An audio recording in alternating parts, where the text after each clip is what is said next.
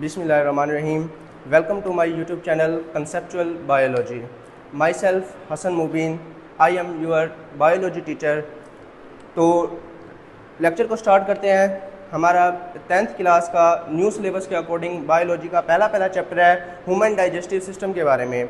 अब human digestive system नाम हमारे पास क्या बताता है कि हमने इंसान के डाइजेस्टिव सिस्टम के बारे में पढ़ना है कि इंसान का डाइजेस्टिव सिस्टम किन किन अज्जा पर मुश्तमिल है और किस तरीके से इंसान जो खुराक खाता है उस खुराक को हमारी बॉडी डाइजेस्ट करवाती है। एब्जॉर्ब करवाने के बाद तमाम तर न्यूट्रिएंट्स को बॉडी के अंदर इस्तेमाल करती है।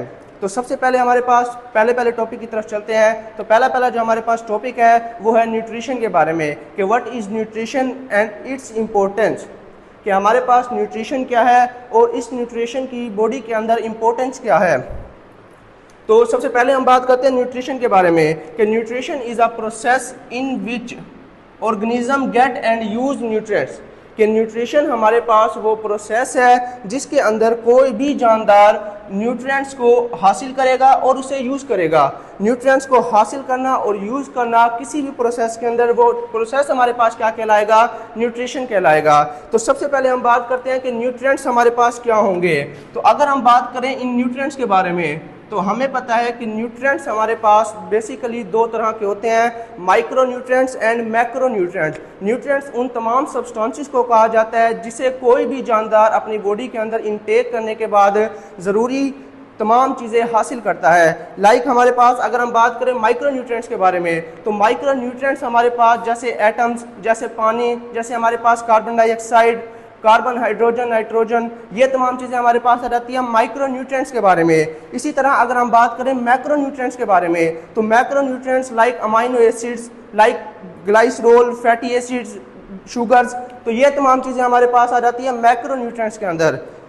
तो इन तमाम न्यूट्रिएंट्स को हासिल करना और इन तमाम न्यूट्रिएंट्स को बॉडी के अंदर यूज़ करने का जो प्रोसेस है ये हमारे पास कहलाता है न्यूट्रिशन।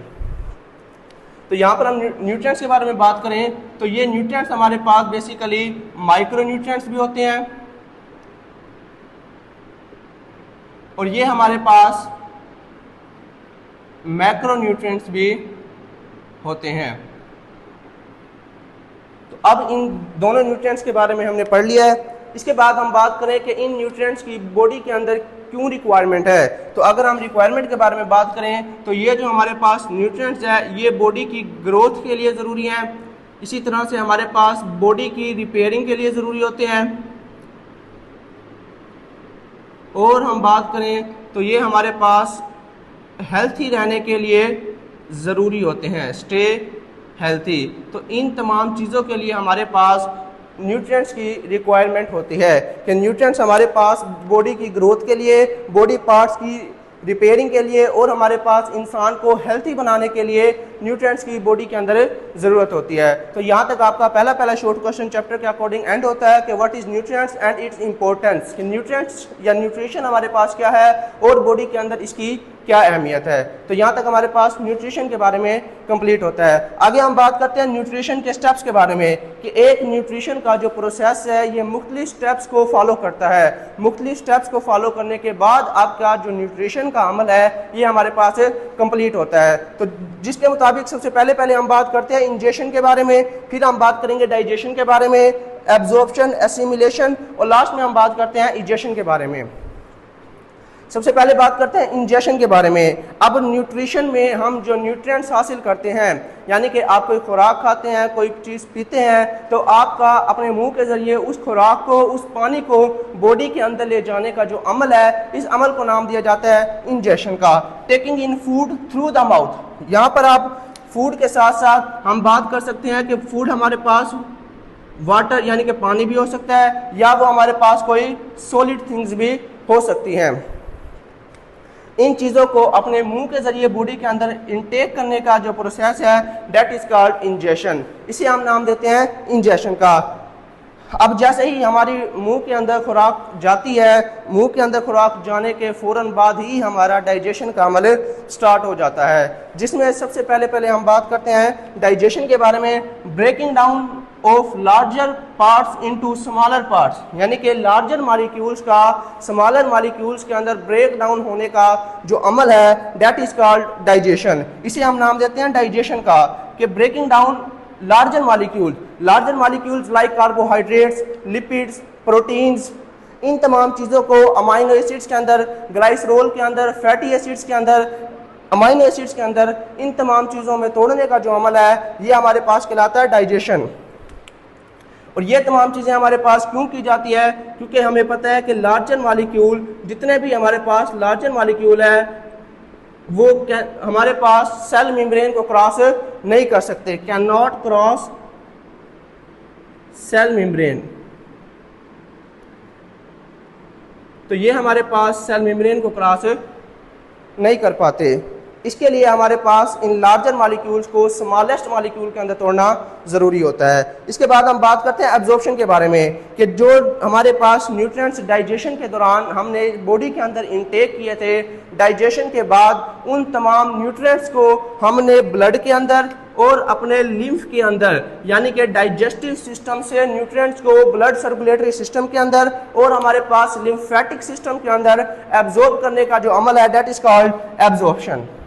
तो ये हमारे पास तीसरा स्टेप आ जाता है। इसके बाद हम बात करते हैं एसिमिलेशन के बारे में। अब जो तमाम न्यूट्रिएंट्स हमने ब्लड सर्कुलेटरी सिस्टम और लिम्फेटिक सिस्टम के जरिए बॉडी के अंदर एब्जॉर्ब करवाए थे, उन तमाम चीज़ों का जो यूज़ है सेल्स के अंदर और टिश्यू लेवल पर, यानी कि यूजिंग न्यूट्रिएंट्स का इस्तेमाल इन दी सेल्स और टिश्यूज, सेल्स में और टिश्यू के अंदर न्यूट्रिएंट्स का जो इस्तेमाल है दैट इज कॉल्ड एसिमिलेशन। ये हमारे पास आ जाएगा चौथा स्टेप। लास्ट में हम बात करते हैं इजेशन के बारे में, कि what is egestion? Undigested food, हमारे पास डाइजेशन के अमल के बाद जितनी भी फूड जो कि अनडाइजेस्टेड फूड है, उस अनडाइजेस्टेड फूड का बॉडी से रिमूव करने का जो तरीक़ाकार है दैट इज कॉल्ड इजेशन, यानी कि removing the undigested food from the body. Removing the undigested food from the body is known as egestion. तो यहाँ तक इजेशन के बाद हमारे पास आपकी न्यूट्रिशन का जो अमल है ये कंप्लीट होता है। एक दफ़ा दोबारा इसे सुन लें कि व्हाट इज़ न्यूट्रिशन और इसकी अहमियत क्या है। न्यूट्रिशन हमारे पास वो प्रोसेस है जिसके अंदर कोई भी जानदार न्यूट्रिएंट्स को हासिल करता है और उसे अपनी बॉडी के अंदर यूज़ करता है, इसे हम नाम देते हैं न्यूट्रिशन का। इसके बाद न्यूट्रिशन के जो प्रोसेस हमारे पास है, न्यूट्रिशन का जो प्रोसेस, उसके फॉलोइंग स्टेप्स, यानी कि वो स्टेप्स के ऊपर मबनी है, जिसमें सबसे पहला स्टेप है दैट इज इंजेशन, फिर हमारे पास डाइजेशन, फिर हम बात करते हैं एब्जॉर्प्शन के बारे में, फिर हम बात करते हैं एसिमिलेशन और लास्ट में हम बात करते हैं इजेशन के बारे में। तो ये तमाम न्यूट्रिशन जो कि हमारे पास डाइजेस्टिव सिस्टम का पार्ट है, ये हमारे पास हमारे माउथ से स्टार्ट होकर हमारी एनस तक कंप्लीट होता है। तो यहाँ तक हमारे पास आ जाएगा न्यूट्रिशन के बारे में। अब हमारे पास चैप्टर के अकॉर्डिंग आपके पास जो मेन डेफिनेशन है दैट इज द डाइजेशन, क्योंकि हमें पता है हमारा जो चैप्टर है that is the human digestive system, कि इंसान का जो डाइजेस्टिव सिस्टम है उसके बारे में हमने इस चैप्टर के अंदर पढ़ना है। तो सबसे पहले हम बात करते हैं डाइजेशन की डेफिनेशन के बारे में कि व्हाट इज डाइजेशन। तो डाइजेशन हमारे पास क्या है? The breaking down of larger molecules. अगर हम बात करें लार्जर मॉलिक्यूल की, तो लार्जर मॉलिक्यूल्स बेसिकली हमारे पास पॉलीमर्स कहलाते हैं। लार्जर मॉलिक्यूल या जिन्हें हम दूसरा नाम देते हैं डेट आर पॉलीमर। पॉलीमर हमारे पास वो तमाम चीज़ें हमारे पास पॉलीमर्स कहलाएंगी, like lipid, like protein, like carbohydrate, यानी कि ये तमाम हमारे पास लार्जर मॉलिक्यूल्स जिन्हें हम पॉलीमर्स का नाम देते हैं, इन तमाम पॉलीमर्स को यानी कि इन तमाम लार्जर मॉलिक्यूल को स्मॉलेस्ट मॉलिक्यूल के अंदर तोड़ने का जो अमल है, यानी कि आपके पास पॉलीमर्स स्मॉलेस्ट मॉलिक्यूल्स के अंदर तोड़ने का जो अमल है दैट इज कॉल्ड डाइजेशन। इसे हम नाम देते हैं डाइजेशन का। लार्जर मॉलिक्यूल को स्मॉलेस्ट मॉलिक्यूल को हम नाम देते हैं मोनोमर्स का। और ये मोनोमर हमारे पास बेसिकली क्या कहलाएंगे? इन्हें लाइक लिपिड्स को हम तोड़ते हैं ग्लाइसरोल के अंदर, इसी तरह से प्रोटीन को हम तोड़ते हैं अमाइनो एसिड्स के अंदर, कार्बोहाइड्रेट्स को हम तोड़ते हैं शुगर्स के अंदर।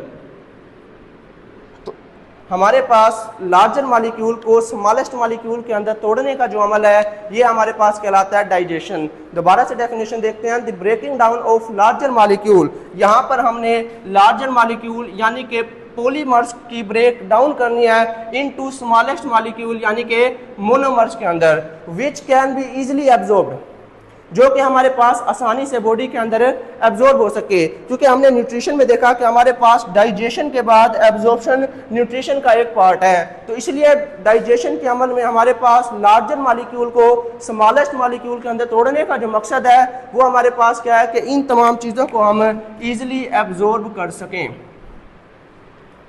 तो ये हमारे पास डेफिनेशन होगी डाइजेशन के बारे में, ठीक है। तो यहाँ पर हमारे पास इसकी एब्जॉर्प्शन क्या होगी कि हम इन्हें आसानी से सेल मेम्ब्रेन को क्रॉस करके अपने सेल्स के अंदर लेकर आ सकते हैं। इसके बाद हम बात करते हैं autotrophic nutrition and heterotrophic nutrition के बारे में। तो दोनों की दोनों जो हमारे पास न्यूट्रिशन है इनके वर्ड की तरफ अगर हम गौर करें, first one is autotrophic, second one is heterotrophic. Autotrophic nutrition और हेटेरोट्रॉफिक न्यूट्रिशन दोनों की दोनों जो हमारे पास न्यूट्रिशन है that are the mode of nutrition, यानी कि दोनों की दोनों जो न्यूट्रिशन है ये हमारे पास न्यूट्रिशन के तरीकाकार है। अब इनमें हमारे पास फ़र्क क्या होगा? पहले अगर हम बात करें ऑटोट्रॉफिक न्यूट्रिशन के बारे में तो हम पढ़ते हैं ऑटोट्रॉफ्स के बारे में कि तमाम तर वो ऑर्गेनिज्म जो अपनी खुराक खुद तैयार कर सकते हैं उन्हें हम नाम देते हैं ऑटोट्रॉफिक ऑर्गेनिज्म का। इसका मतलब autotrophic nutrition is a mode of nutrition in which an organism produce their own food, यानी कि कोई भी जानदार है वो अपनी बॉडी के अंदर न्यूट्रिएंट्स को बनाकर हासिल कर सकता है from the inorganic substances. Like हम बात करते हैं प्लांट्स के बारे में, यानी कि आपके पास प्लांट है और प्लांट के बारे में हम ये पढ़ते हैं कि प्लांट अपनी बॉडी के अंदर खुराक तैयार कर सकते हैं। Plant make their own food, plant make their own food from inorganic substances. अगर हम बात करें इनऑर्गेनिक सब्सटेंसेस की तो वो हमारे पास क्या होंगे? लाइक CO2, लाइक H2O, यानी कि जिसके अंदर हमारे पास कार्बन हाइड्रोजन बॉन्ड मौजूद नहीं होते। तो यहाँ पर हमारे पास इन तमाम चीज़ों से ऑर्गेनिक कंपाउंड बनाने के बाद पौधे क्या करते हैं? इन न्यूट्रिएंट्स को अपनी बॉडी के अंदर हासिल और इस्तेमाल कर लेते हैं। तो ये हमारे पास होगी ऑटोट्रॉफिक न्यूट्रिशन के बारे में।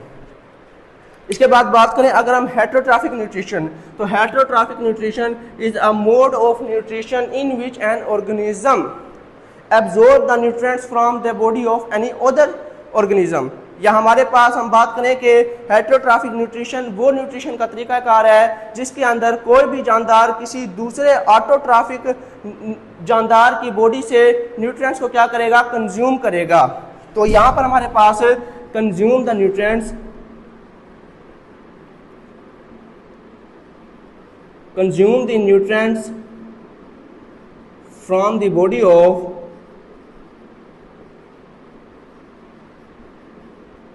another organism, किसी दूसरे जानदार की बॉडी से न्यूट्रिएंट्स को हासिल करना, ये हमारे पास कहलाएगा हेटेरोट्रॉफिक न्यूट्रिशन। तो यहाँ तक आज का टॉपिक हमारे पास कंप्लीट होता है। तो ये हमारे पास होगा आपका न्यूट्रिशन और इसकी अहमियत के बारे में।